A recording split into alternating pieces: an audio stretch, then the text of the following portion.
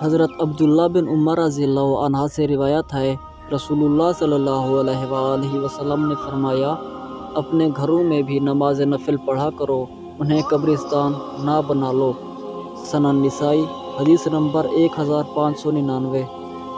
حضرت ابوذر رضی اللہ عنہ سے مروی ہے، نبی صلی اللہ علیہ وآلہ وسلم نے فرمایا، 3 قسم کے آدمی وہ ہیں جن سے اللہ تعالیٰ کو محبت ہے۔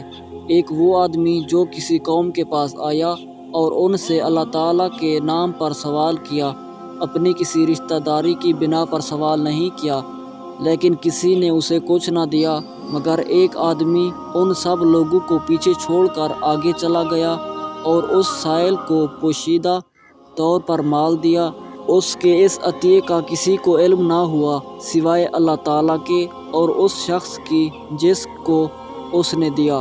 اور ایک وہ شخص کہ کچھ لوگ ساری رات چلتے رہے حتیٰ کہ جب نیند ان کو ہر چیز سے زیادہ پیاری لگنے لگی تو وہ اترے اور سو گئے، مگر وہ شخص کھڑا ہو کر میرے سامنے گڑ گڑانے لگا اور نماز میں میری آیات پڑھنے لگا۔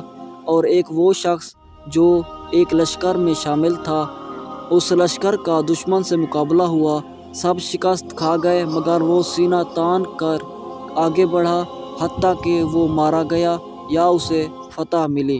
سنن نسائی حدیث نمبر 1616۔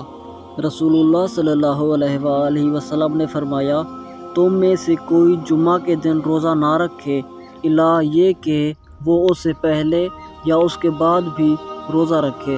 جامع ترمذی حدیث نمبر 743۔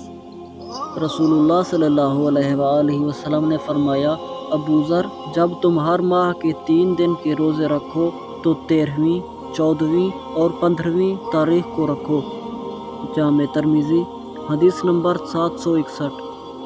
رسول اللہ صلی اللہ علیہ وآلہ وسلم ہر ماہ کے شروع کے 3 دن روزے رکھتے اور ایسا کم ہوتا تھا کہ جمعہ کے دن آپ روزے سے نہ ہوں۔